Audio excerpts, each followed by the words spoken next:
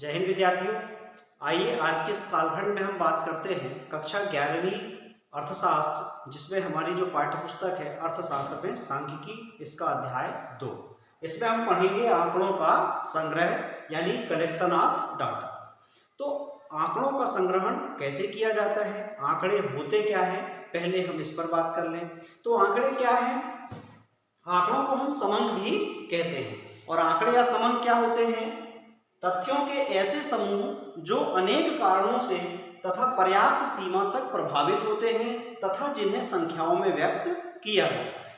अर्थात आंकड़े या समंक ऐसी संख्याएं होती हैं या ऐसी संख्याओं के समूह होते हैं, तथ्यों के समूह होते हैं जो विभिन्न कारणों से प्रभावित होते हैं या परिवर्तित होते हैं। जैसे आप यहाँ पर देखें कि भारत में खाद्यान्न के आंकड़े यहाँ पर दिखाए गए हैं सारणी 2.1 में। इसमें आप देखिए कि 1970-71 में 108 मिलियन टन खाद्यान्न का उत्पादन हुआ। 1978-79 में 132 मिलियन टन खाद्यान्न का उत्पादन हुआ। 1990-91 में 176 मिलियन टन खाद्यान्न का उत्पादन हुआ। इसी तरह आप देखें 2016-17 में 272 मिलियन टन खाद्यान्न का उत्पादन हुआ। तो ये जो खाद्यान्न के आंकड़े हैं या खाद्यान्न के जो समंक हैं, ये समंक आप देखें कि समय के अनुसार बदलते जा रहे हैं, परिवर्तित होते जाते हैं, विभिन्न कारणों से पर्याप्त मात्रा में प्रभावित होते हैं। किन कारणों से प्रभावित हो सकते हैं खाद्यान्न के आंकड़े? वर्षा के कारण, वर्षा की मात्रा कम या ज्यादा है तो उससे खाद्यान्न के आंकड़े प्रभावित हो सकते हैं। कृषि की जो तकनीक है, उन्नत बीज या साधारण बीज, रासायनिक उर्वरक का प्रयोग या जैविक उर्वरकों का प्रयोग। तो इस प्रकार हम देखते हैं कि ये जो खाद्यान्न के आंकड़े हैं ये विभिन्न कारणों से प्रभावित होते हैं या परिवर्तित होते हैं। खाद्य तो इसीलिए आंकड़ों के बारे में हम कहते हैं कि ये विभिन्न कारणों से पर्याप्त मात्रा में प्रभावित होते हैं तथा इन्हें संख्याओं में व्यक्त किया जाता है। यहाँ आप देख रहे हैं कि सभी आंकड़े संख्याओं में व्यक्त किए गए। अब दूसरी बात यह है कि चूंकि ये परिवर्तित होते हैं, ये आंकड़े परिवर्तित होते रहते हैं, इसलिए हम इनको क्या कहेंगे? चर कहेंगे। जिनका मान परिवर्तित होता रहे समय के साथ उनको हम चर कहते हैं। इसीलिए इनको x या y जैसी संख्याओं से प्रदर्शित करते हैं। चर का मूल्य प्रेक्षण कहलाता है। यहाँ पर जो चर y है, y का जो मूल्य है ये क्या है? ये प्रेक्षण है, रीडिंग है या समंक है। तो इस प्रकार जो आंकड़े हैं ये हमें विभिन्न प्रकार की सूचनाएं प्रदान करते हैं तथा समस्या को समझने में हमारी सहायता करते हैं। अब आइए हम जानते हैं कि ये आंकड़े आते कहां से हैं या हम आंकड़ों को कहां से प्राप्त कर सकते हैं या इन आंकड़ों के स्रोत क्या है। आंकड़े हमको दो स्रोतों से मिल सकते हैं। पहला स्रोत है गणनाकार या अनुसंधानकर्ता, मतलब हमें जिस उद्देश्य से आंकड़ों की आवश्यकता है, जिस उद्देश्य से हम जानकारी एकत्रित करना चाहते हैं, तो हम खुद ही उस विषय में जानकारी एकत्रित करें। यानी अनुसंधानकर्ता या गणनाकार जो है वह खुद ही जानकारी एकत्रित कर ले। तो ये जो आंकड़े हैं ये कहलाते हैं प्राथमिक आंकड़े। लेकिन अगर हम किसी दूसरी संस्था या दूसरी एजेंसी के द्वारा एकत्रित आंकड़ों का प्रयोग करते हैं, जैसे कि समाचार पत्र, कोई सरकारी रिपोर्ट, कोई संस्था या किसी वेबसाइट से हमने किन्हीं आंकड़ों को अगर लिया है, तो इस तरह दूसरी संस्थाओं से जो लिए गए आंकड़े होते हैं वे कहलाते हैं द्वितीयक आंकड़े। तो आंकड़ों के जो स्रोत हैं वो दो हैं। एक है अनुसंधानकर्ता स्वयं ही आंकड़ों को एकत्रित करे, और दूसरा जो स्रोत है किसी अन्य संस्था या व्यक्ति के द्वारा एकत्रित आंकड़ों का प्रयोग कर ले। तो इन दो स्रोतों के आधार पर आंकड़ों के जो प्रकार हैं वे भी दो प्रकार के हैं। अनुसंधानकर्ता अगर स्वयं आंकड़े एकत्रित करता है तो ये प्राथमिक आंकड़े कहलाते हैं, और यदि किसी अन्य व्यक्ति या संस्था के द्वारा एकत्रित आंकड़ों को प्रयोग में लाता है तो ये आंकड़े उसके लिए द्वितीयक आंकड़े कहलाते हैं। तो विद्यार्थियों यहाँ पर हम ये भी देख लें कि प्राथमिक तथा द्वितीयक आंकड़ों में क्या अंतर है। प्राथमिक आंकड़े या प्राथमिक समंक मौलिक होते हैं। अब मौलिक क्यों होते हैं? क्योंकि अनुसंधानकर्ता के द्वारा ये स्वयं ही एकत्रित किए गए। लेकिन द्वितीयक आंकड़े चूंकि किसी व्यक्ति या संस्था द्वारा एकत्रित किए गए होते हैं इसलिए ये मौलिक नहीं होते हैं। दूसरा जो अंतर है, प्राथमिक समंकों को एकत्रित करने में समय, धन, परिश्रम तथा बुद्धि का प्रयोग करना पड़ता है। आपको अत्यधिक परिश्रम करना होगा, समय खर्च करना होगा, बुद्धि का भी प्रयोग करना होगा, तब जाकर के आप स्वयं आंकड़े एकत्रित कर पाओगे। लेकिन अन्य व्यक्ति या संस्था के द्वारा जो आंकड़े एकत्रित किए गए हैं उनका अगर हम प्रयोग कर रहे हैं तो उसमें समय, धन और परिश्रम की बचत होती है या इसकी आवश्यकता बहुत कम होती है। प्राथमिक समक जो होते हैं, प्राथमिक आंकड़े जो होते हैं, ये अनुसंधान के सर्वथा अनुकूल होते हैं। सर्वथा अनुकूल क्यों होते हैं? क्योंकि जिस उद्देश्य से हमने आंकड़े एकत्रित किए हैं हम उसी उद्देश्य के लिए उनका प्रयोग करेंगे, तो हमारे अनुसंधान के लिए उपयुक्त होते हैं। लेकिन जो द्वितीयक आंकड़े हैं ये वर्तमान उद्देश्य से अनुकूल बनाने के लिए इनमें संशोधनों की आवश्यकता होती है, क्योंकि अन्य व्यक्ति या संस्था के द्वारा हो सकता है कि किसी अन्य उद्देश्य से वे आंकड़े एकत्रित किए गए हों, तो हमारे वर्तमान उद्देश्य के अनुसार उनको संशोधित करने की आवश्यकता होती है। अगला जो अंतर है, प्राथमिक आंकड़ों के प्रयोग में सावधानी की कम आवश्यकता होती है। अगर हम प्राथमिक समंकों का प्रयोग कर रहे हैं तो इसमें सावधानी की कम आवश्यकता है, क्योंकि वे आंकड़े स्वयं हमारे द्वारा ही एकत्रित किए गए हैं तो पूरी तरह विश्वसनीय है। लेकिन द्वितीयक समंकों के प्रयोग में पर्याप्त सावधानी रखनी होती है। अगर उस व्यक्ति या संस्था के द्वारा जो आंकड़े एकत्रित किए गए हैं उसका उद्देश्य क्या था और हम किस उद्देश्य से उन्हें प्रयोग में ला रहे हैं, तो इनके प्रयोग में हमको पर्याप्त सावधानी की आवश्यकता होती है। साथ ही ये पूरी तरह विश्वसनीय भी नहीं कहे जा सकते। प्राथमिक समंक जो होते हैं, चूंकि अनुसंधानकर्ता खुद ही इन आंकड़ों को एकत्रित करता है इसलिए ये पूरी तरह विश्वसनीय होते हैं, लेकिन द्वितीयक समंक पूरी तरह विश्वसनीय नहीं भी हो सकते हैं। तो विद्यार्थियों, इस प्रकार हमने आंकड़ों के स्रोतों के बारे में जाना तथा प्राथमिक एवं द्वितीयक समंकों के अंतर के बारे में भी जाना। अब हम आगे देखते हैं कि आंकड़ों को संग्रहित कैसे किया जाता है, यानी आंकड़ा संग्रहण की विधियां क्या है। तो विद्यार्थियों, आइए अब हम देखते हैं कि आंकड़े एकत्रित करने के लिए हमको क्या करना होता है, आंकड़े कैसे एकत्रित किए जाते हैं। आपके अनुसंधान का उद्देश्य कुछ भी हो, जब आप किसी विशेष उद्देश्य से आंकड़े एकत्रित करते हैं तो आपको लोगों के पास जाकर के और विभिन्न जानकारियां एकत्रित करनी होती है। मान लीजिए आप किसी क्षेत्र विशेष में कृषि उत्पादन के आंकड़े एकत्रित करना चाहते हैं, तो आपको उस क्षेत्र के किसानों के पास जाकर के ये जानकारी लेनी होगी। इसी तरह अगर कोई राजनीतिक दल अपने किसी प्रत्याशी के बारे में जानकारी लेना चाहता है तो उनको लोगों तक जाकर के और उस व्यक्ति के संबंध में जानकारी एकत्रित करनी होगी। तो जानकारी एकत्रित करने के लिए आपके पास में कुछ निश्चित प्रश्न होने चाहिए, यानी आपको एक प्रश्नावली का निर्माण करना होगा। प्रश्नावली या साक्षात्कार अनुसूची।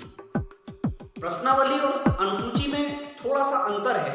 प्रश्नावली मतलब जिसमें कि जो सूचनादाता है वह स्वयं ही उत्तर लिखता है, तथा जो अनुसूची होती है, अनुसूची में शोधकर्ता या प्रगणक सूचक के पास जाकर के, यानी जिनसे वह जानकारी लेता है उनके पास जाकर के और जानकारी एकत्रित करता है, अर्थात उनसे प्रश्न पूछता है तथा उत्तरों को अंकित करता जाता है। इसीलिए इसको साक्षात्कार अनुसूची कहते हैं, यानी आप किसी व्यक्ति के पास जाकर के उसका साक्षात्कार कर रहे हैं। और प्रश्नावली में आपने प्रश्नों की सूची किसी सूचनादाता को, जिससे आप जानकारी ले रहे हैं, उसको आपने सूची दे दी है तथा वह प्रश्नों के उत्तर लिख करके और आपको वापस करने वाला है। तो ये दो तरीके होते हैं, लेकिन दोनों में ही आपको समुचित प्रश्नों का निर्माण करना होता है। तो एक अच्छी प्रश्नावली या अनुसूची में किस तरह के प्रश्न होने चाहिए उस पर हम बात करें। अच्छी प्रश्नावली के गुण। प्रश्नावली बहुत लंबी नहीं होनी चाहिए, मतलब जिस उद्देश्य से आप अनुसंधान कर रहे हैं उस उद्देश्य के अनुरूप प्रश्न तो हो, लेकिन बहुत लंबी प्रश्नावली ना हो, प्रश्नों की संख्या बहुत अधिक ना हो। दूसरा, प्रश्नावली समझने में आसान होनी चाहिए। प्रश्न ऐसे होने चाहिए जिनको एक बार में ही पढ़ करके सूचक समझ जाए और उसका वांछित उत्तर दे सके। तीसरा, प्रश्नों का क्रम समुचित होना चाहिए। प्रश्नों के क्रम का बड़ा महत्व है। अगर आप किसी के घर में गए अनुसंधान के लिए, सर्वेक्षण के लिए, और आपने गृहस्वामी के आते ही पूछा कि आपके कितने बच्चे हैं, उन्होंने कहा 2। आपका दूसरा प्रश्न हुआ कि क्या आपकी शादी हो गई है, तो ऐसी स्थिति हास्यास्पद हो जाएगी और सामने वाला जो है, जो सूचनादाता है, वह आप पर नाराज भी हो सकता है। तो इसलिए क्या करना पड़ेगा, प्रश्नों का क्रम समुचित होना चाहिए। चौथा, प्रश्नावली सामान्य प्रश्नों से प्रारंभ होकर विशिष्ट प्रश्नों की ओर बढ़ना चाहिए। प्रश्नावली के प्रारंभ में कुछ सामान्य प्रश्न हो, सामान्य जानकारी जिसमें ली जाए, तथा विशिष्ट प्रश्न जो कि आपके सर्वेक्षण का उद्देश्य है, वो बाद में होने चाहिए। प्रश्न यथातथ्य एवं स्पष्ट होने चाहिए। प्रश्न घुमावदार नहीं होने चाहिए। आपको जिस संबंध में जानकारी चाहिए उसके संबंध में आप स्पष्टतः अपनी बात प्रश्नों के माध्यम से रखें। प्रश्न अनेकार्थक या अस्पष्ट नहीं होने चाहिए। अनेकार्थक यानी प्रश्न के अनेक अर्थ निकल रहे हों, ऐसा भी ना हो। प्रश्न दोहरी नकारात्मकता वाले नहीं होने चाहिए। दोहरी नकारात्मकता मतलब जैसे कि कुछ प्रश्न अगर आपने ऐसा प्रश्न किया कि क्या आप नहीं सोचते कि धूम्रपान पर रोक लगाई जानी चाहिए, तो क्या आप नहीं सोचते, तो इस तरह से प्रश्न ना करके हम कहेंगे क्या आप सोचते हैं कि धूम्रपान पर रोक लगाई जानी चाहिए। तो नकारात्मकता वाले, दोहरी नकारात्मकता वाले प्रश्न नहीं होने चाहिए।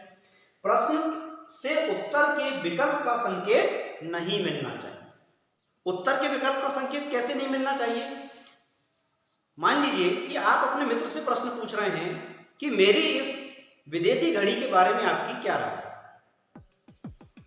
अगर आप उससे ऐसे प्रश्न करेंगे तो निश्चित ही, चूंकि आपने उसमें विशेषण जोड़ दिया है कि मेरी विदेशी घड़ी, तो निश्चित ही वह अच्छी कहेगा। तो आपको ऐसे प्रश्न नहीं करने चाहिए जिसमें उत्तर का संकेत मिलता हो। आइए अब देखें कि प्रश्न कितने तरह के हो सकते हैं। प्रश्न परिमितोत्तर तथा मुक्तोत्तर। परिमितोत्तर मतलब ऐसे प्रश्न जिनका कि उत्तर सीमित है, यानी सीमित विकल्प हैं और उन्हीं विकल्पों में से कोई एक उत्तर हो सकता है। मुक्तोत्तर या असंरचित प्रश्न। मुक्तोत्तर प्रश्न हम उनको कहेंगे कि जिनके भिन्न भिन्न व्यक्तियों के द्वारा भिन्न भिन्न उत्तर दिए जा सकते हैं। तो दो तरह के प्रश्न हो सकते हैं। परिमितोत्तर प्रश्न अनुसंधान के उद्देश्य से समुचित हो सकते हैं, लेकिन अगर हम सूचक की दृष्टि से देखें तो मुक्तोत्तर प्रश्न जो होते हैं जिसमें कि जो सूचक है स्वतंत्र रूप से अपनी राय रखता है या अपने विचार रखता है, तो ये अनुसंधान की दृष्टि से ठीक होते हैं। अगर किसी राजनीतिक दल के द्वारा अपनी पार्टी के किसी कार्यकर्ता के बारे में जानकारी एकत्रित की जा रही है तो मुक्तोत्तर प्रश्न जो होंगे ये उनके लिए उपयुक्त होंगे। लेकिन अगर अनुसंधानकर्ता जो है किसी अन्य उद्देश्य से अनुसंधान कर रहा है, सर्वेक्षण कार्य कर रहा है, तो वहां पर आपको परिमितोत्तर प्रश्न रखने होते हैं। अब परिमितोत्तर या संरचित प्रश्न तथा मुक्तोत्तर या असंरचित प्रश्न जो हैं ये दो तरह के हो सकते हैं, या तो द्विविध हो सकते हैं या बहुविकल्पी हो सकते हैं। द्विविध किनको कहेंगे? जिनके उत्तर हाँ या ना में होते हैं। कुछ प्रश्न ऐसे होते हैं जिनके उत्तर सिर्फ हाँ या ना में होते हैं, तो उनको हम किस श्रेणी में रखेंगे? द्विविध। इसके अलावा बहुविकल्पी यानी जिनके उत्तर दो से अधिक हो सकते हैं या दो से अधिक विकल्पों के रूप में दिए होते हैं। तो अपने अनुसंधान के उद्देश्य के अनुसार हमको प्रश्नों का चुनाव करना चाहिए। हम अपने अनुसंधान में द्विविध प्रश्न भी रख सकते हैं और बहुविकल्पी प्रश्न भी रख सकते हैं, परिमितोत्तर भी रख सकते हैं और मुक्तोत्तर भी रख सकते हैं। लेकिन कभी कभी ऐसा होता है कि जो मुक्तोत्तर प्रश्न है, मुक्तोत्तर प्रश्न में अगर आपने सूचनादाता को बांध दिया है कि भाई ये 4 विकल्प है, 4 विकल्प में से आपको चुनना है, तो ऐसी स्थिति में आपको एक विकल्प ऐसा भी रखना चाहिए कि इनमें से कोई नहीं। हो सकता है कि वो बाकी 3 विकल्पों से सहमत ना हो। ऐसी स्थिति में अपनी अलग राय रखने के लिए उसमें एक विकल्प यह भी होना चाहिए। तो इस प्रकार अनुसंधानकर्ता अपने अनुसंधान के उद्देश्य के अनुसार भिन्न भिन्न प्रकार के प्रश्न रख सकता है, लेकिन हमको ध्यान केवल यह रखना है कि प्रश्नावली बहुत लंबी ना हो, प्रश्न स्पष्ट हो, द्विअर्थी अनेकार्थक प्रश्न ना हो। तो इस प्रकार इन सावधानियों को रखते हुए हम एक अच्छी प्रश्नावली का निर्माण कर सकते हैं तथा अपने अनुसंधान को बेहतर ढंग से पूरा कर सकते हैं। तो विद्यार्थियों, इस प्रकार आपने आज के इस कालखंड में अर्थशास्त्र में सांख्यिकी के अध्याय 2 आंकड़ों का संग्रह के अंतर्गत आंकड़े क्या हैं, आंकड़े कितने प्रकार के होते हैं, प्राथमिक तथा द्वितीयक आंकड़ों के बारे में, तथा सर्वेक्षण के पूर्व हमको क्या तैयारी करनी होती है, जैसे प्रश्नावली तैयार करना, तथा प्रश्नावली के गुण क्या होते हैं, अच्छी प्रश्नावली हम कैसे तैयार कर सकते हैं, इसके बारे में अध्ययन किया। हम अपने आगामी कालखंड में आंकड़ा संग्रहण की विधियों के बारे में विस्तार से अध्ययन करेंगे।